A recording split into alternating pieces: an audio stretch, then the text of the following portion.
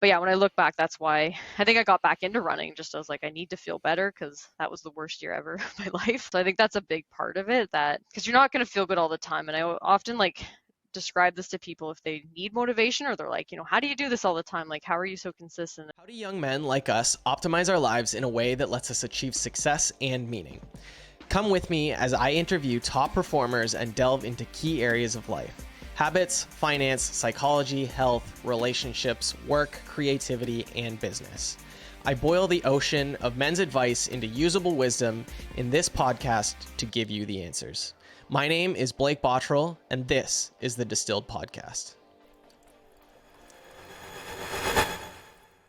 My guest today has been one of Canada's top female distance runners for over a decade. A Pan Am bronze medalist, 5-time Canadian champion, and 2017 World Marathon Championship qualifier. She now uses her career as a sports nutritionist to coach elite endurance athletes, all while running a half marathon every day. My goal today is to find out why the Mandarin isn't the best pre-race meal, how to deal with maximum discomfort for the duration of Harry Potter and the Sorcerer's Stone, and the importance of finding friends who are just as crazy as you are. Rachel Hanna, welcome to the show. Thanks, Blake, for having me. And that's one of the best intros I've ever heard. So that's great.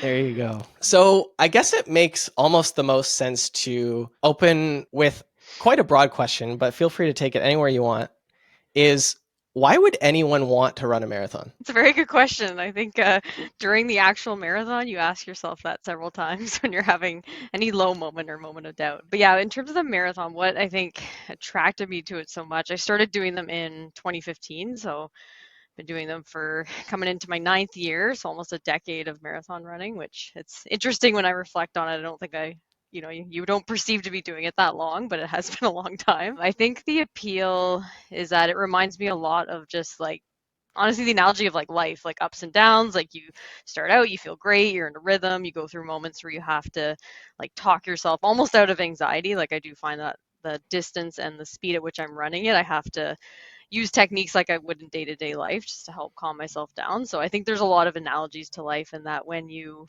prepare for it, like what you put into it, you get out of it. So it's a direct correlation. Like in shorter distances, it's more tactical. Like, when you're doing track races and things that are shorter, there's more, play involved with people going out slow and then speeding up at the end versus the marathon. It's all like, how did your training block go? And you kind of know how you're going to run it based on all the work that you put into it. So I like that it's a direct outcome of that. And I've just become, I think you get so wrapped up in like the culture of it and all the people you see, like it just, you're like, well, when's my next one? Like, even though you finish sometimes and you're like, why do I want to do that again? And then you're hooked again. So that's For probably sure. a shorter way of answering it. I say that mostly to ask a follow-up question around whenever, not that I've given this advice a ton, but I always tell people that if you're thinking about running a marathon, you should probably consider running a half marathon at least first. There's Yeah. so much that goes into it and you'll know this better than anyone in terms of a fueling nutrition aspect, the training schedule,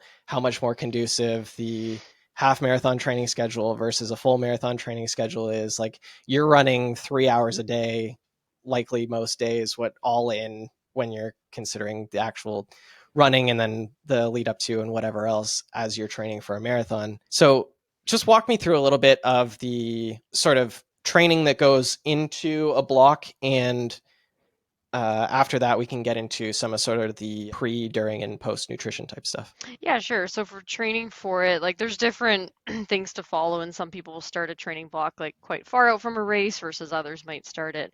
I would say the average is anywhere from like 12 to 18 weeks that you would think about a marathon training block, like just to give yourself enough time to get ready for it. I think the more that you've done and the more training you've done, probably the less amount of time like you need just because you've run so much mileage over the years. So I've seen some athletes where, they get injured and then a year later they're running their personal best just because they've had so many years of endurance training. So I think it depends on how much mileage and training you've done. That kind of determines the block length. But I like to think about it in like a 12 or 13-week time period where I start to think about the goal race. I'm like, okay, I need to start, running more mileage and just making sure I'm getting some long runs in. So I found that amount of time has worked well. And then the training block, like there's different ways that people go about it. And as I'm getting into like my later 30s, I want to still consider myself mid 30s, but now I'm 37. There's more recovery. And I finally said to Joe, who's my fiance and he coaches me, I said to him yesterday, I was like, yeah, this year I think I'm gonna run less mileage and do more qualities. Like that's what I've been telling you for like an entire year. Like you get so wrapped up in like how much mileage am I running, but when I look at how other people are training too, like there's a wide range of how much, like if you look at a yearly mileage and all the, Strava Wrapped and all those like programs where people are posting all that they ran, I don't think it necessarily correlates how fast you're going to do it. Because if a lot of that mileage is really slow or you're really tired and you're just trying to get to a certain amount each week, that's not necessarily good. So I think there's a lot to be said as you get older to make sure you're giving yourself more recovery time and actually like cutting down on the mileage a bit and making sure you're getting good quality in too. So that's my goal this year, is to not do as much mileage, because you must have saw my maybe Strava data to show how much average I was running a day, but I don't know if I'll do that much this year. Kind of focus more on quality. Had a conversation with Ira, and you said life and running both got better when I stopped trying to do too much and instead focused on only doing quality things. So that Yeah, definitely hits yeah, that that ethos. yeah, for sure. I was talking to Ben a couple months ago, and yeah, just focusing more and just like learning, even myself, I think I've still learned this on how to balance out things. And that's where I was talking to you about your newsletter and how great it was to like read something, be like, okay, I can read this in a couple minutes, and it really gives me a lot of insight in a short amount of time. So that's what I like about your newsletter and what got us talking and me on this podcast now. But I think that's what I've learned now as I get older, like saying no to more things and just like not even doing as much social things. I think it does help where I'm living because I'm in a smaller town and there's not as much to do. So I think that has actually forced me to do less and just be like, okay, what quality things do I want to do? And try not to stress myself out, because I think I still have an issue with like learning how much I can do in a day and wanting to overdo things, but I'm getting better. And I think it's been helping my running too, just learning that. For sure. Yeah. So talk me through a little bit of the pre, during, post race nutrition type stuff. Obviously, blanket statements are not effective and everybody's an N of one experiment and whatever you want to do, but give me some like general guidelines of like what people should be focused on. Obviously, before and during is most important, but not to be neglected is the post race nutrition as well. Yeah, yeah, for sure. If we're looking at race stuff, like it's always good to practice like on your longer sessions. So just making sure like you're eating what you would eat and prepare how you would like come race day. So that's where I find the long runs like just a really good opportunity to do that, because you can practice like what you're gonna eat before, how much carbs you're gonna have during. Typically in like a marathon training block, like this is where when I work with nutrition planning for athletes, like I get to them to make sure they're practicing like their basically race strategy like 8 to 12 weeks out. So when you're starting to do those longer runs, like how much, carbs are you going to take in during, and I can talk like specifics too. But if we're looking at before, usually there's a minimum amount that I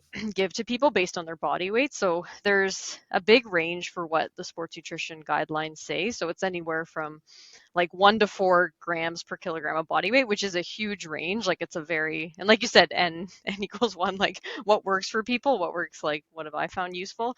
Definitely on the lower end, I find like 4 is fine if you're, exercising later on in the day, then yes, you're going to eat more carbs before. But if you're waking up in the morning, like with a lot of, I think marathon runners, like the majority do a lot of their training in the morning just to replicate race day. But yeah, I try to get at least 1 gram. Some people go up to 2, like, so kind of in that range. So that's going to be anywhere from, depending on someone's body weight, like 50 to 80 grams of carbs beforehand. So you just figure out like what does that look like in food sources and how can I make sure I'm getting that amount beforehand. So the meal before is just basically like topping up your glycogen stores, like increasing your blood sugar so that you're, using that for energy during the session and that you're not dipping into those stores as soon. So, and then you're training your stomach also to digest carbohydrates during. So an example of that for me, like I usually have like a large banana, and then like usually I eat a Morton like solid bar. Like I really like those because they have like they're about 40 or 45 grams of carbs and just basically like an expensive oatmeal. So that's kind of what I refer to it as. Oatmeal's fine too. Some people like having that, but I like those bars because I can travel with them, and then I just save them for like my long runs and races. So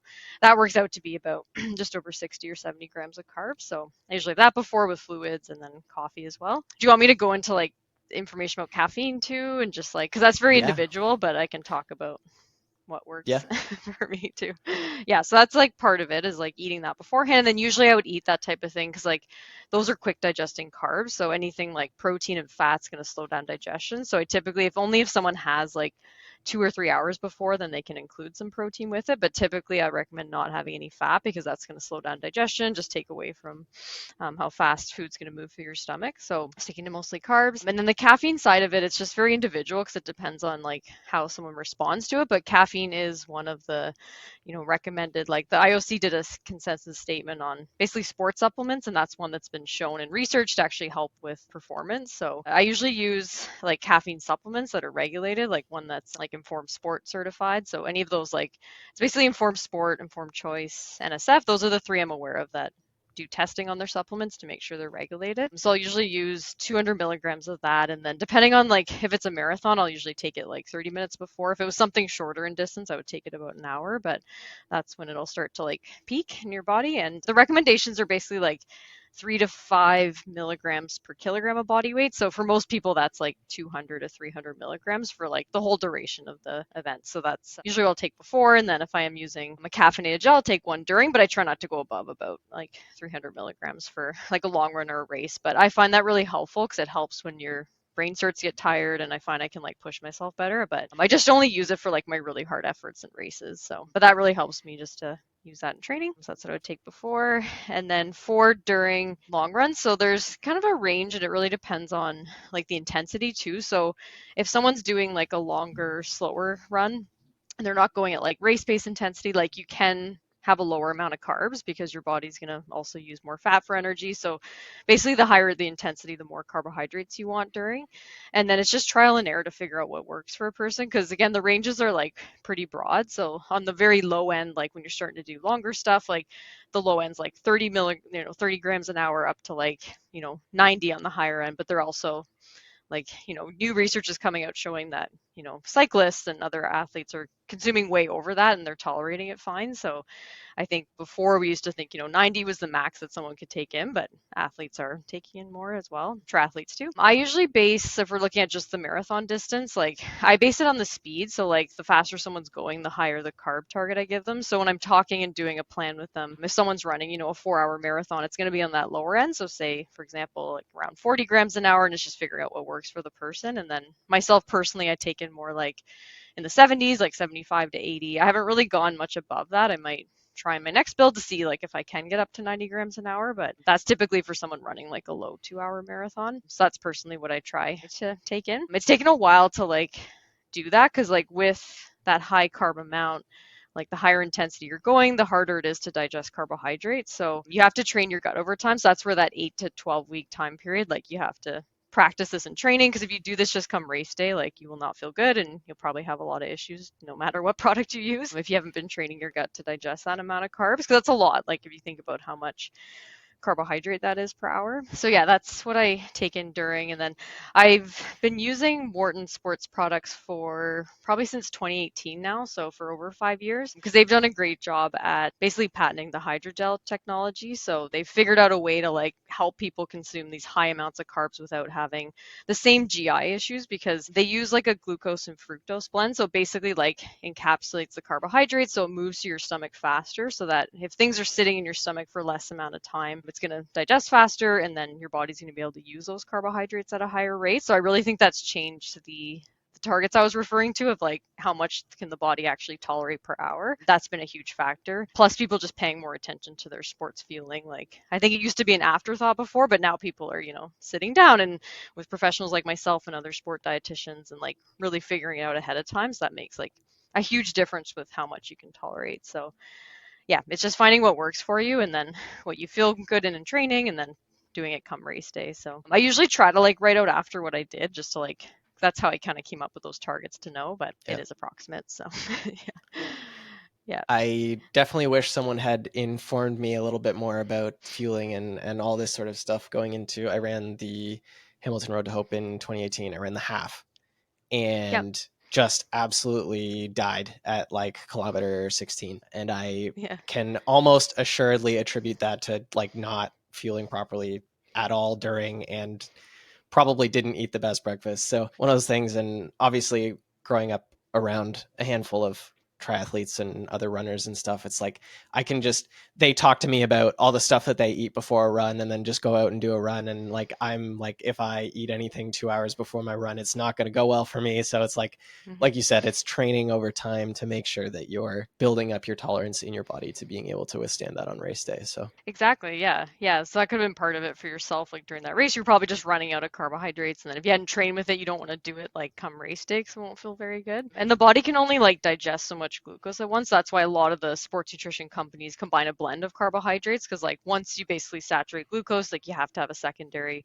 source. They're called multiple transportable carbohydrates. So it basically just helps elevate how much you can have versus if you're just using one type. So that's another part of it too, like the amount you can tolerate. But yeah, no, it's been really interesting and just to like see the science behind it and how like high athletes are going now, like especially like I work with some Ironman athletes and it's pretty wild how much they're taking in over, an 8 or a 9 hour period. So it's pretty crazy. But I think it's helped a lot of athletes. Like athletes, are breaking a lot of records now. Obviously, shoe technology is part of that, but part of it is the sports nutrition fueling. Like if people are taking in more carbs than they ever have, like it's making a big difference. So it's quite fascinating. I wanted to chat a little bit about, and this comes back to what you're saying a little bit about the marathon, of talking and using it as a corollary for life a little bit. But you talk a little bit about sort of perceived effort in training versus like watching a number on your watch.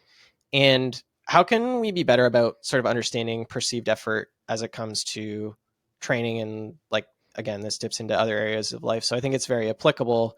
Is this something where you're looking at heart rate, you're like doing other things, or we're just strictly have been running so long that you're attuned to your body and understand how much you're putting in? And sorry, for some additional context here, perceived effort for everyone who, as it relates to things like the weather outside or how you're feeling because you didn't sleep well last night, or so your body's going to respond differently in a lot of different situations that are going to affect what you think you should be running on your watch and how your body feels versus what the actual number of the output is. Yeah, no, it's really interesting because there's so many apps now that can measure that. Like you can, buy anything now where it measures your sleep and, your heart rate variability and all those factors, heart rate. This is something that if we're looking at, I don't like to set a lot of New Year's resolutions, but I would like to actually start looking at the data more. I've been very like going more by effort in my training. Like I barely look at heart rate. Like I'm using a pretty basic watch, so like I would have to get a heart rate monitor and just get more detailed, but I've never really trained like based on the zones or like,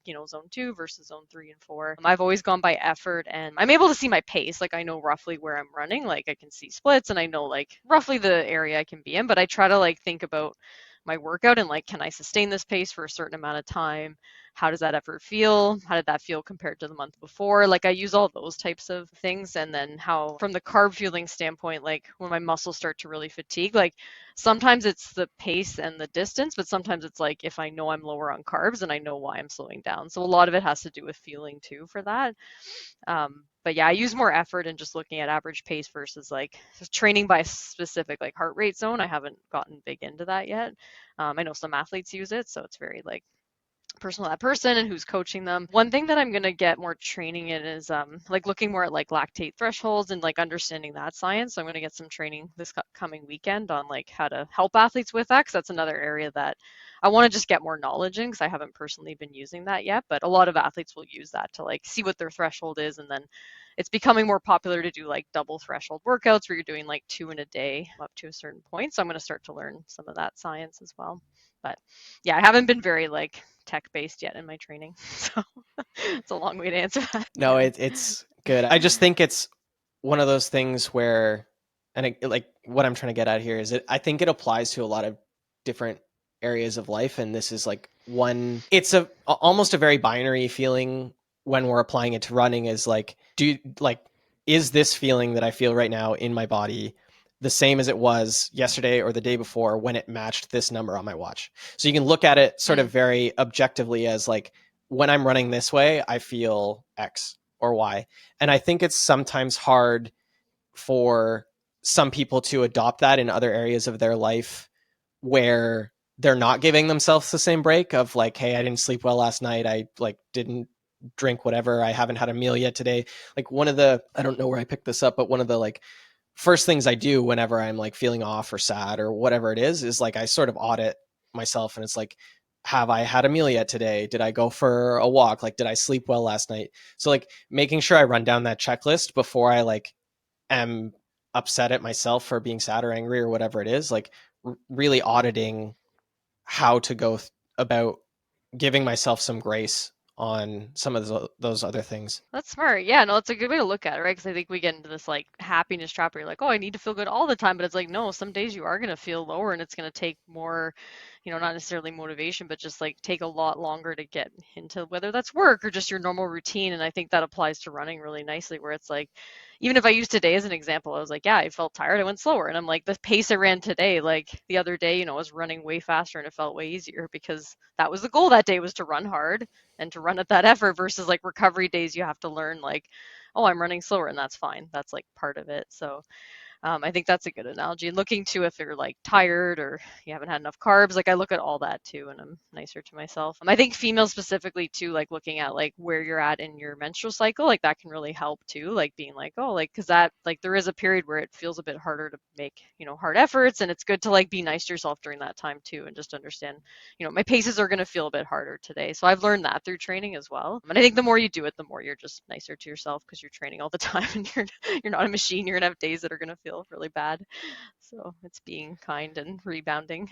So Yeah. Have you started looking into any of that? I know there's a handful of, I forget what the popular one is now in terms of like cycle tracking versus workout, suggested workout difficulty and stuff like that. I know you've had challenges with all this stuff. So have you started exploring any of that science as well yet? not yet. I should probably get an app to track it. I just like loosely know roughly. Like I just kind of Yeah, track it yeah. on my calendar and kind of know like roughly where I'm at in the cycle. But I was doing a talk with some female athletes last month at McMaster, and we were talking about just like increased energy needs in that like week before the period and how like the human body can burn up to like 300 more calories a day. So I was just kind of explaining why like someone might be craving more carbohydrates or feel hungrier during that time. So I've more looked at it from the nutrition side, but I think the training side applies too. Like if I can like pick my races around that, I actually find it really helpful, like around the cycle length and everything. But yeah, it'd be good to get an app just to track that. I just haven't organized myself to do that at the moment. So I'm just doing it a hard way. But some athletes use apps. Like I think it's just helpful to know like how many days in between and just making sure it's pretty regular. I think that's the biggest thing like with athletes to make sure they're getting a regular cycle and it's within a certain amount of days. And then next you can look at like, okay, should I adjust my training and talking to your coach? Okay, maybe I need an extra recovery day that week, or maybe we push the workout back. If like you typically know you get pretty bad like PMS symptoms, then that's helpful to know for sure. But yeah, I always know that time period and I try to like not, I actually don't like usually set target times. I just go by effort too on those. Like if that's that like week before, then I kind of know my body, so know how hard I can run. Talk to me a little bit about the importance of community and finding good training partners. Yeah, I think it's huge. It's like because a lot of this, like you think about the race distance and like you get to run it once and maybe it's like, two times in a year. And if you're not like enjoying the process and if you're just like, oh, I want to get this goal or this exact time, like if you don't think about everything you've gained like throughout it, I think that's what has kept me in the sport is like I was even reflecting on that today as we did like a New Year's run and we had a great group of people and like we live in a pretty small area, so it's like it's hard to find other runners. But I was like, wow, this is like the best turnout we've had. And I was like, I wouldn't have met like most of these people if it wasn't for running because it's a time of day where people can dedicate to exercise and the fact that you can like make friends during it and it gets people at the door and it motivates them. I think that's made a huge difference and why I'm still in the sport is that. And I think when you're asking about the marathon, like why that distance, I think it's just like because it's so difficult and the training's hard. Like I find whoever you train with, like you're closer to, like you just develop this bond because you've like suffered on workouts together. And it's just like, it's hard to find that type of relationship like in other areas too. Like sometimes with work you can, but I find, yeah, through running, you can really form really awesome relationships and you kind of have like an open dialogue where like you're running next to someone versus like face to face. I do think, and I'm sure there's research on this too to show like Bond we through tend to shared bond struggle. better, yeah, through shared Yeah. struggle and just like surviving together. But yeah, community's been great, and just like what running can do for fundraising, and just if you look at all the races and what people can raise money for, and it helps them, like it makes people want to volunteer, and I think it's just great for for that side of it too. So yeah, no, it's been awesome. And it helps too, like as silly as like Strava and those apps are, like I actually really love it, even though it can make people kind of OCD about numbers, myself included. But if you push that aside, I actually think it really helps people connect because I downloaded it when it was during COVID, like right after, because I was like, why would I want to monitor my runs or see what other people are doing? I thought I'd get too much in my head with my competitors, but I actually really like it now because people will come and like run with our group and they might be from all over, like they might live 2 hours away and now they're following each other and like I'll see comments and they're like supporting each other versus like, so it just brings people together and like it's such a positive thing to give people motivation to work out. Like I think that side of it's really good. So yeah. Yeah, I think anything we can be doing to be giving people more motivation to work out right now is absolutely a good thing. If we were to make Rachel like grand overlord of the running community, what are some things that we could be doing to sort of make running more approachable? Yeah, I think having groups for like your similar speeds, because I think that's really important if you're like new into running. So, like, say, for example, if run groups have like a learn to run program, I think those are great because it's less intimidating. So, I think if you're getting into the sport, like knowing there's going to be someone else running about your speed, so it becomes easier when you're in bigger cities like Toronto or you're in like a populated area to have bigger run crews because there's different paces. But I think that's the one hard part about it is that you have to find people with equal ability to run together and just having that support. I think also having a coach, like even if you're new into it, I think that's really important. And in other areas of life too, like I think it's just good to have accountability. I think a lot of my job, obviously there's, science and guidelines, but a lot of my work with people I would consider coaching. Like I'm doing nutrition coaching, but when I look at people I've talked to for maybe 3 or 4 years, I'm like, well, they know the basics and now it's like accountability. So I think that same part applies to running as well. And then it helps people like not go too fast. Because I do, when I talk to new athletes who say they've gotten into running and they can develop injuries if they like push themselves too much. So I think a coach also helps hold you back to be like because you can get really excited, especially with the I'll go back to the use of Strava just because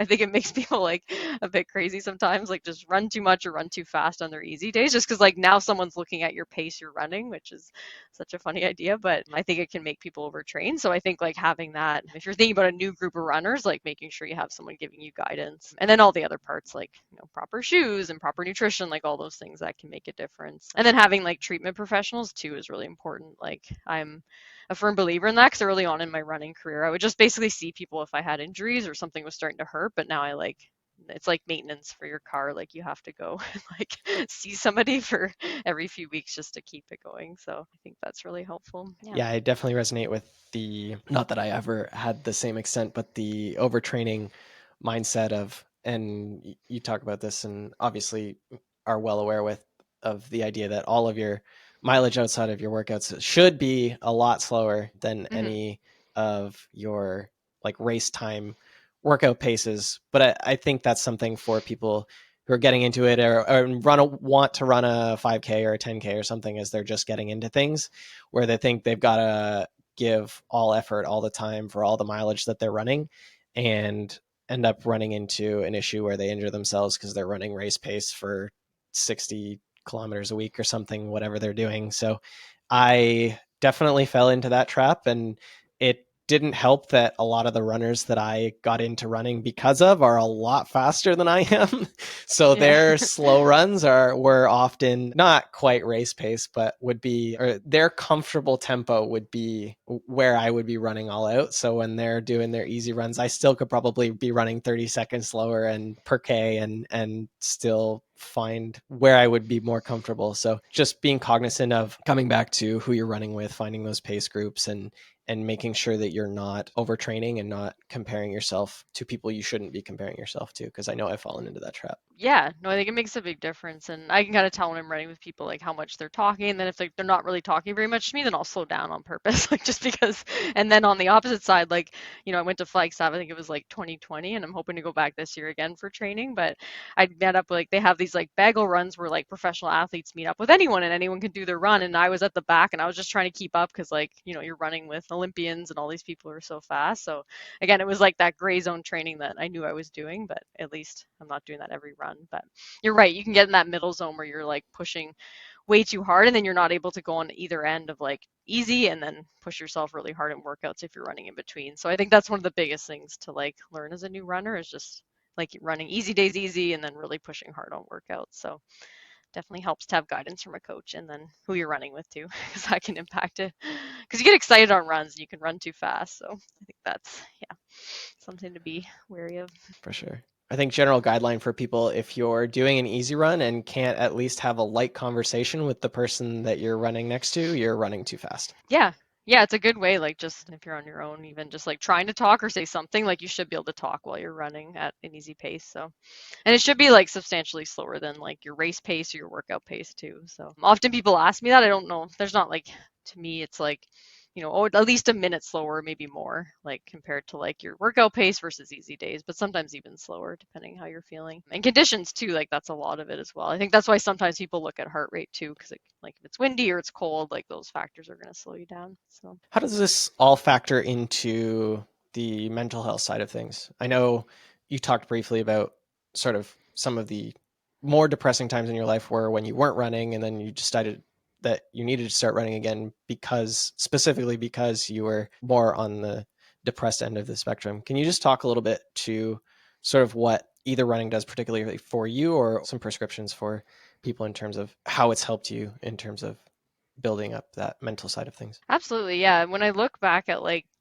probably the most challenging year of my life was when I was doing the least amount of exercise. Like if I look at when I was going in between my like undergrad and I was doing my dietetic internship in the US. So for some reason, I think I had some type of injury and I just didn't figure out what was going on. So I just wasn't running very much and not sleeping well, like low mood. Like it was definitely the most challenging year of my life. Plus like trying to, do your profession and get through school at the same time. But yeah, when I look back, that's why I think I got back into running. Just I was like, I need to feel better because that was the worst year ever of my life, like just stress and mood. So I think that's a big part of it, that because you're not going to feel good all the time. And I often like describe this to people if they need motivation or they're like, how do you do this all the time? Like, how are you so consistent? And I said, well, part of it is that habit that, you build it into your day, but also like, if I'm being realistic, like I don't really wake up feeling that good. Like I'd say like maybe I'm not a morning person or maybe it just takes me a while, but I find like I'm not in a great mood and then I go and run and I'm like, okay, like I'm good for, most of the day. And then like you said, when you're looking at, if you're tired or losing focus, like what do you need to do? Take a walk, like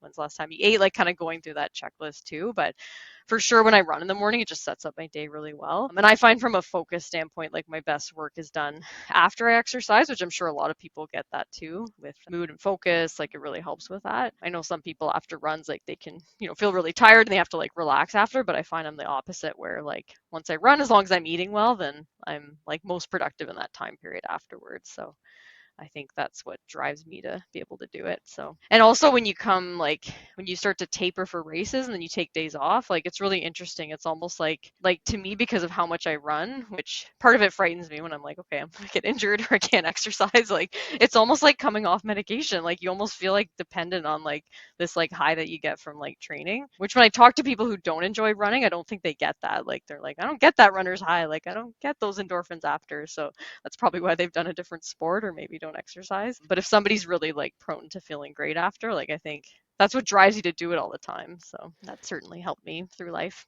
So, We're only yeah. motivated by the things that or we're only motivated by the things that bring us some sort of pleasure afterwards. So putting the incentives in place that whether it be your biological tendency to feel the best after you go for a run, I think all of that lines up pretty Hmm. nicely for sure. Yeah, exactly. I just am coming off recording another podcast here and was doing a lot of talk about sort of lifestyle design as it fits with me for the next year. And I've been really sort of intentional of trying to set that up.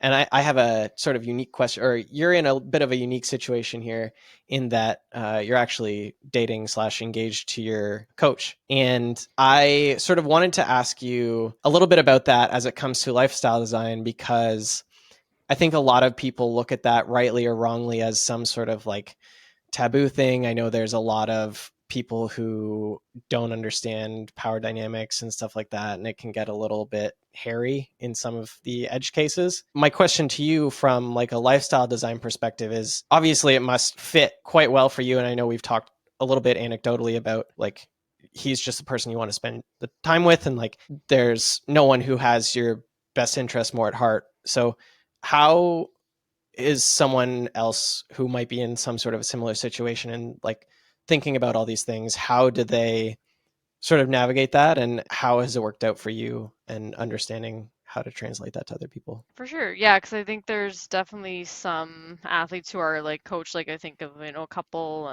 like elite athletes who are coached by like their significant other, whether they're married or partners, and it does work well for them. So I think it just depends on the relationship you have and probably like how you perceive someone giving you instructions and like telling you what to do, because it is hard for sure. Like we've for sure gotten in like arguments, or we've been like, fighting on a run, and he'll go off and just like run ahead of me, but it's kind of silly and we'll always get over it. But that's happened maybe like a handful of times in the last like 3 years. So it hasn't been like a major issue, but it's more if I'm not listening well to like the instructions, which is on my part. Like that's me not following like what my coach says. So, but I think it's a very delicate balance. Like you have to make sure like it works well for you, you trust in the training. I think because I've been doing this so long, like if I was a new athlete into it, I probably would not have this dynamic of like dating, my coach. I would have someone else who like I don't, see as much. And if I was trying to like learn more about the sport. But I feel like at this point, there's a lot of flexibility too. Like he doesn't like with other athletes, he'll give a set training plan each week versus me. We just work through workouts and we kind of decide together. Like he'll give an idea and then we'll modify. So there's still a lot of say on my part just because I probably could coach myself, but I think it's really helpful to have someone else to give guidance to and just ideas too. So it's mostly workouts that he gives me and I kind of decide on mileage. But yeah, it does. It works for us for now. So it's been good at keeping me healthy. I think that's the biggest thing is like I look back on my career, I've had a lot of like bone injuries and time off running and overtraining. So I think it's good to find someone who you said has your best interest at heart and knows if you're training too much, like because they can tell based on your mood or how much you're sleeping or things like that, and then he'll kind of know how to adjust stuff based on that. And I think that's what he does well with his programming is like it's not a set plan, like he does it very individual for everyone, which is way more time consuming, but I think it really helps people stay healthy. That's like his number one goal is like health over performance. So which I'm in line with, but yeah, I'm sure some people it might be challenging for. It probably depends on personality types and like how their life is set up and everything like that. Yeah. You're talking about lifestyle design, you said before this? Like, Yeah, just like yeah. I think obviously you're unique and well, not fully unique in this, but like the idea of being able to sort of holistically integrate all the different parts of your life so you don't feel so siloed of like my running thing is over here and my relationship is Mm-hmm. over here. Your whole Mm-hmm. life just sort of feels like it all fits together the way it's supposed to. Mm-hmm. So that if you were like intentionally planning that, not that it wasn't in some way intentionally planned, but like if Mm-hmm. you were to try to set up the best life you could imagine, it looks something like all of the parts of your life are integrated in this way, right? Yep, yep, no, that's right. I would the only thing I would change is in terms of like training partners, which that's like partly where I live. Like there's not a lot of people who live here versus never mind run. So that's the only part I find difficult. Like workouts are great, support's great. It's just sometimes I don't have someone to like push an entire workout with me, which is like pretty normal. Like most people who are still running at my speed and running the distances, like they're probably training a lot with a group or they're out in like Flagstaff or they're sponsored by like a group that's running together. So I think when you're doing it at this age, and I'm also trying to balance out a career, like that's just the reality is that you're gonna have to do a lot of work on your own, which that part to me is the hardest. Like, so, but I've been pretty creative. Like I'm pretty flexible with like finding, training partners and driving places, and I find that that helps a lot. So, but that's definitely the most challenging aspect. So, Is there any pull to longer distances for you? like going longer than the marathon, Yeah, or are you capping out at the marathon? for now, I'd rather like I want to try to run a personal best this year if I can in the marathon. So I'd rather like run a bit faster, get it over with, and like extend the distance. I Get did it do a over with. 50K. Yeah. Just like put me out of my misery. Yeah, the I did a 50K in Hamilton. Like Reed Coolsat put on one. I think it was 2021 maybe, or it was during COVID. Maybe it was just coming off it. It was when like smaller groups could be together outside, but not anything major. So Krista Duchesne wanted to break the 50K road record. So Reed like certified a course like just at the lakeshore there. And so we did like a 5K out and back. So I did do a 50K then, but when I started to get past the marathon distance, like it got dark and I was just like, why am I doing this? Like, it's just, yeah, it just seems so long. But maybe one day I might like think about it in the future, but I don't know. Right now it seems like I'd rather do this distance. So. When you're thinking about sort of coming back full circle to what we started the conversation with of being in some of those dark places during the marathon. Is there anything, like you said, you're talking yourself through, when you're training yourself to tolerate some of those more dark points in the marathon and running longer distances, and you've been doing this for so long, is there, firstly, is there any sort of tactical reality that you can point to in terms of like, these are some of the things that actually help me during those low points? And is there anything in those areas that you have seen transfer outside of running in particular into other areas of your life? Definitely, yeah. With darker moments in the marathon, like it's usually has to do with like if you overthink it too much, and if you're like, because really the whole marathon idea is like you're trying to like figure out the fastest you can run with maintaining that pace. So it takes a lot of like I think practice to figure out that exact pace so you don't go too fast. Like you're trying to maintain a level of intensity. So there can be moments where like you know your blood sugar is starting to drop and you're starting to get like worried about how much you have remaining in the race and if you can keep that speed up. So it's more directed to like an exact time versus like finishing it. So I think working through that in my last race, I thought a lot about like form, the people I was running with. Also, like I kind of like right from the start thought about instead of being like, oh, I have this amount left, like, oh, I've already covered this amount of ground. Like it's all like your mindset on like when you go into it and how you can push yourself that day, like put it all together because the training's there. It's just can you stay positive when it starts to get hard?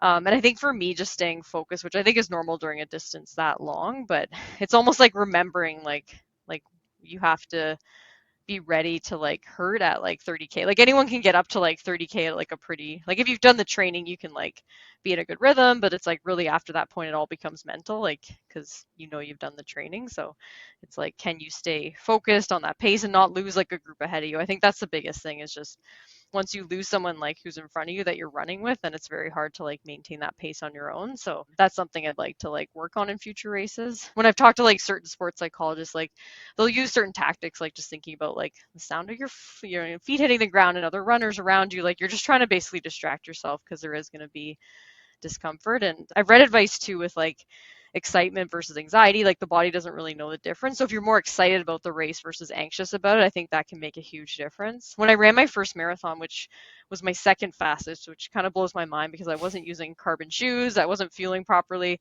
but I was super excited. I was really fit. So like I think that got me through that like darker part at the end where I was able to like push past because I'd never done the distance. So I was like, oh, I'll see what I can do in this. And I think that made a big difference of like being excited about it versus anxious. So if you can like channel that in races, like try to be excited versus worried, I think that can make a huge difference in your performance as well. And then yeah, other areas of life, like if you have like I guess the correlation I could draw would be like a long, like say I have like a day where I'm in the office and I find like those days are quite hard because I set up my schedule quite nicely from home where I get like, a certain amount of breaks and I can like, refocus and because we can only stay focused for so long. But when I'm in an office setting, like typically someone else is making my schedule. Sometimes I'll be booked for like a certain amount of time. So I can relate that to like running where you're like, okay, I've got one interval left, which is like, a couple people left to talk to, which like sounds very silly, but it like helps me through that as well. Like just because I'm trying to,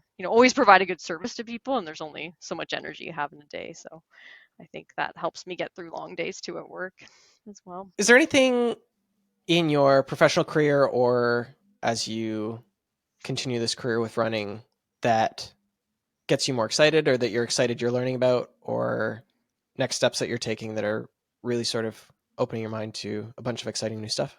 Yeah, I think professionally getting just like looking at the year ahead, getting more hands-on experience like with athlete testing, like I mentioned about the lactate and threshold, and just learning more about like the bicarb system, like that Morton's introducing, like that stuff to me is super exciting. Just with the like Olympics coming up and shorter distances, like they're going to be using that with a lot of athletes. So it should be coming to Canada soon. So I'm excited to like basically just use a new sports product that I've only read like excellent things about, again, back from that like IOC consensus statement on sports supplements. Like that's one of the ones that has been proven in research to be helpful. It's just the GI issues are so severe with it historically that I haven't been able to use that with athletes because it hasn't been worth the trade-off of having like explosive diarrhea when you're running. So that's like with the Morton bicarb system, like they figured out a way like through the hydrogel to like basically tolerate that. So I'm excited to like start using that with athletes. So that's something I'm looking at this year to get more training in. And then yeah, just developing more like fueling plans and just getting better at that. I want to do more like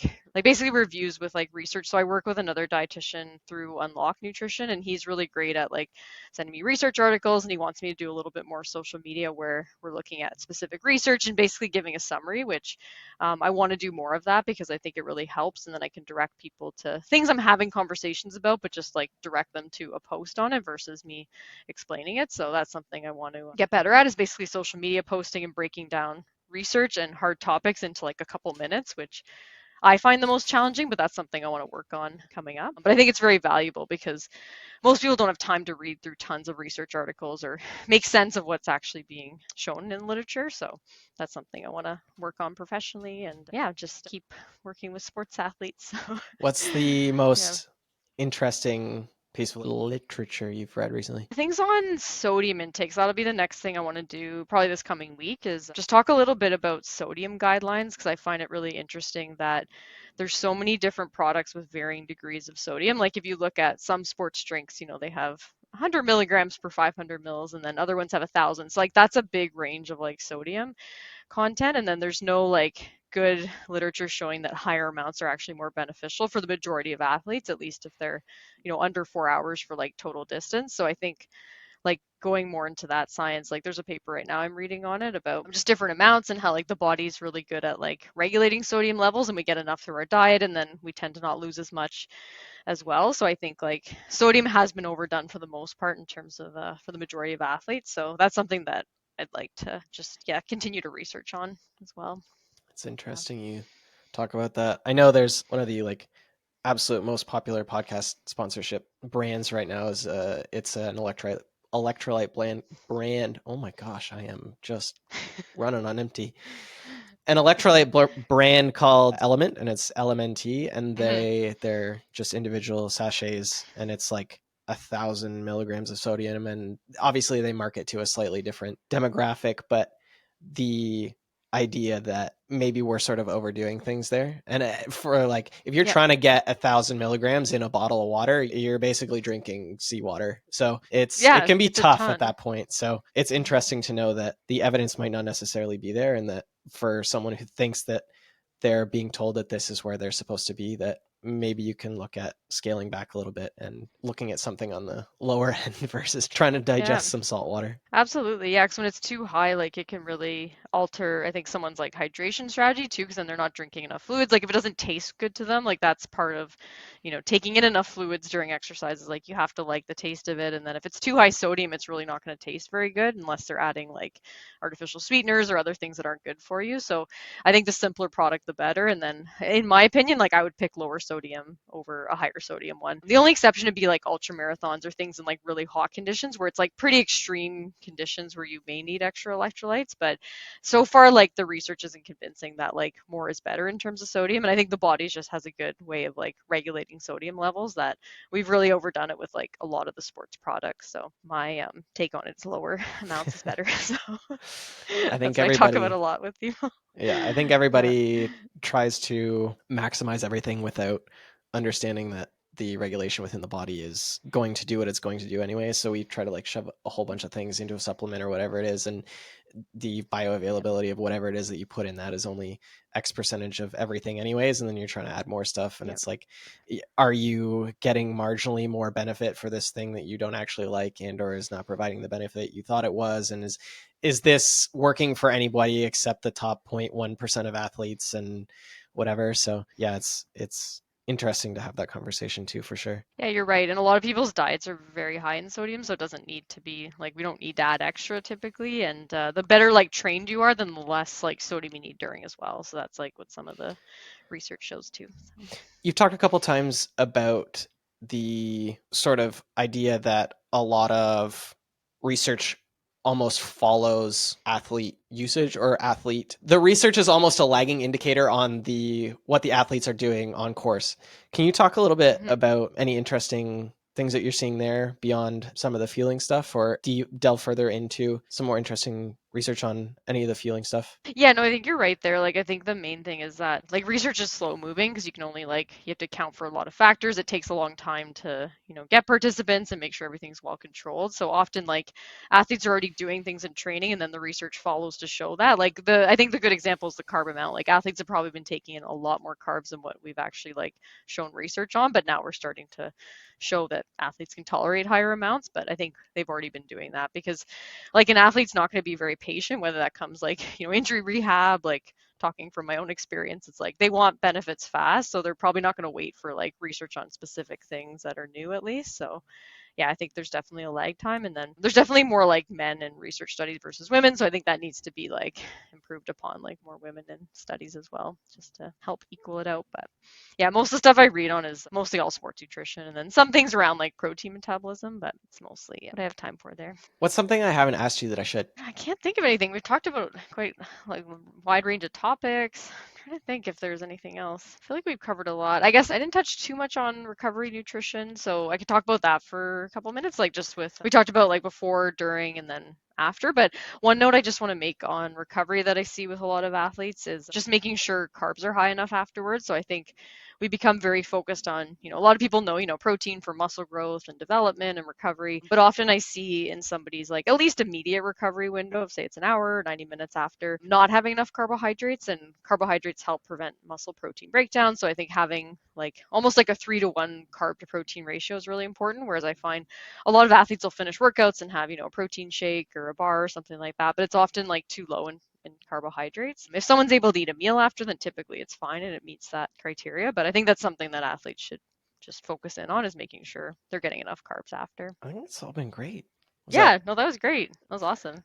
yeah, I think it's certainly one of the things that people don't want to neglect. Everybody loves the fancy planning or their pre-race nutrition or making sure their schedule is locked down in terms of their training plan or whatever that looks like, but making sure that you're just doing all of the little things that matter is where a lot of your final success is going to come from. If people want to find out a little bit more about what you do or where they can find your stuff, where should we send them? Yeah, so this year I want to make a website. I don't have a website yet, but I'll get on that. I do have my booking link on my Instagram page, and it's also in my email signature too. So if people reach out to me, it's just rachelhannahRD@gmail.com. And then my booking link's on my Instagram page, which is just rachelhannahRD. That's kind of the main way to contact me. So my main business is virtual consultations. So sports nutrition fueling, also help people with weight loss too, as well. So that's kind of part of my background as well. And then my program includes, I do initial consultations where it's pretty comprehensive.